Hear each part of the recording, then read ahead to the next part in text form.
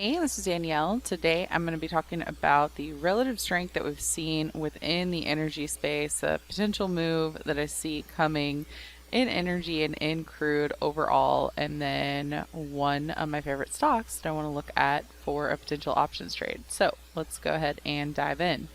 First of all, let's start with the Phoenix Finder. This is my tool that I use to measure relative strength and weakness. Up at the top, we have the spiders. That's going to be the S&P ETF. As you can see, it's pulled back over the course of the past couple sessions. We're back down to the 21 EMA on a daily chart. And then you can also see a variety of different indexes and sectors down below. And what this does is it basically compares the relative strength and weakness. So you can see, for example, when it is bright green and you have these nice boxes here, that means that this sector was in a strong uptrend. When those boxes drop off, then when it shifts to a yellow line and then red, that means it's shifting into a downtrend. And as you can see right now, basically we have this strength falling off across a variety of indexes and sectors, except for if you look down here at XLE, you can actually see that XLE is still bright green and you still have those boxes, and it's actually down 15% from highs, whereas you have others like semiconductors, which are down 29% from highs. Now, of course, you do have some relative strength as well in industrials and staples and a little bit in banks, in addition to healthcare. So, I mean, it's not by all means the only one, but I do like the relative strength we're seeing there on the daily chart. And then as far as the lower time frame chart, 78-minute chart, everything else is pulling back except for energy. So that just means that energy is maintaining its strength. So let's go ahead and look at an energy chart. So this is going to be the Sector Spider Energy ETF on a daily chart. On this chart, what you can see is that there is a really nice cup and handle pattern. We've broken up above key areas of resistance and we have a squeeze. We also have positive volume that's holding up in and above this yellow zone, and we really don't have overhead resistance because we've broken through this amount of overhead resistance here, and it's also broken through the moving averages. So of course there's still some price resistance from previous highs, but there's nothing like what we had down here where we had a lot of different key zones. So essentially what I'm looking at is I like this pattern to the upside. I know energy has had a crazy year, but the daily chart looks good, and then the weekly chart looks good as well. Weekly chart, you can see the cup and handle even more clearly. You can see the lack of resistance. You can see that you have a really nice squeeze right here. That squeeze is consolidation that's likely to break out. And then you have volume inflow here. So for all of those reasons, I like XLE. I'm picking up XLE in my long-term accounts, just buying the ETF outright. You can also trade the ETF itself. If you're going to do it as a trade, I would target first the key areas of resistance. So right now you're trading at 79.31. I like it up into 90, but you have to look at each resistance zone as you get up to that zone, and then you have to determine, is it going to hit or hold or fail at that zone. So I think that the shorter term, quote unquote, easy target that I would use in the options market would be right around 83 to 85. If it can get through that zone, then after that you're targeting 87.90. But for right now, that's what I would focus on. I like energy higher because it's come down, it has that relative strength, and I also think that crude is setting up for a big move.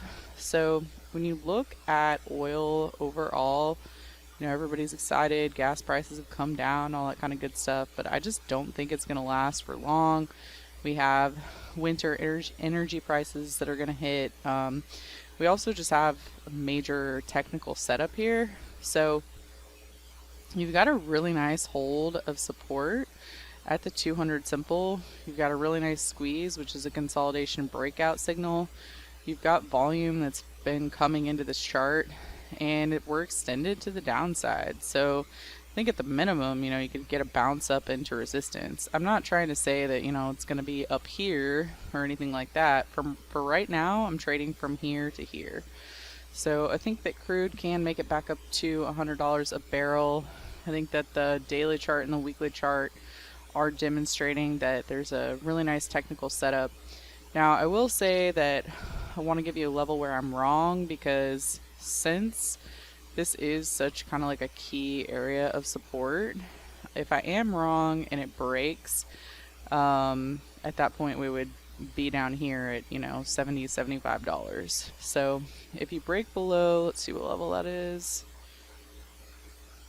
I'd say if you break below 85, I'm wrong. So always good to have a stop loss zone in there. And then I just want to give you one more idea for how to trade this. So you can buy XLE, you can buy USO, you can trade XLE, you can trade USO, or you can look at one of the top tickers within this space, and that's going to be Exxon. So I do like Exxon here. Exxon, again, has a cup and handle pattern, has a really nice weekly squeeze setup. That's consolidation breakout signal.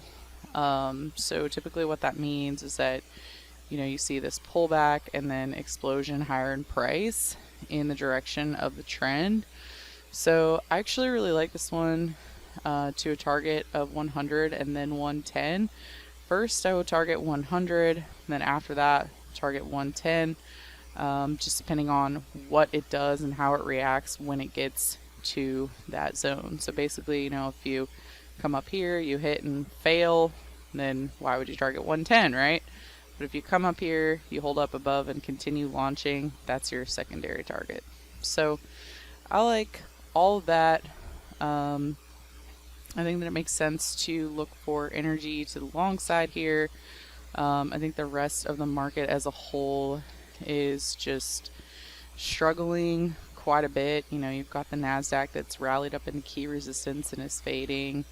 I think that this move lower that we saw in the market today, it's really going to depend on if buyers are willing to come in or not. So the entire, tech, cybersecurity, semiconductor space is kind of getting a little heat right now. But good news, I think that means we can kind of focus on energy for a little bit. So that is what I have for you today. If you want more ideas, analysis, all that kind of good stuff, you can follow me on Twitter. Look out for the fakers. There are lots of fakers, but my handle is Trader Danielle, DANIELLE. Other than that, I hope you have a fantastic rest of your day, and I will see you in the next video. Hey traders, it's Danielle here with Simpler Trading. Thanks for watching. If you enjoyed this video, be sure to like and comment down below. Also, be sure to subscribe and click the bell icon so you will never miss the latest take from our trading experts. Did you know that we provide real-time trade alerts so that you know exactly what we're doing, exactly when we're doing it? Go to www.simplertrading.com to learn more. Good trading, and we'll see you in the next video.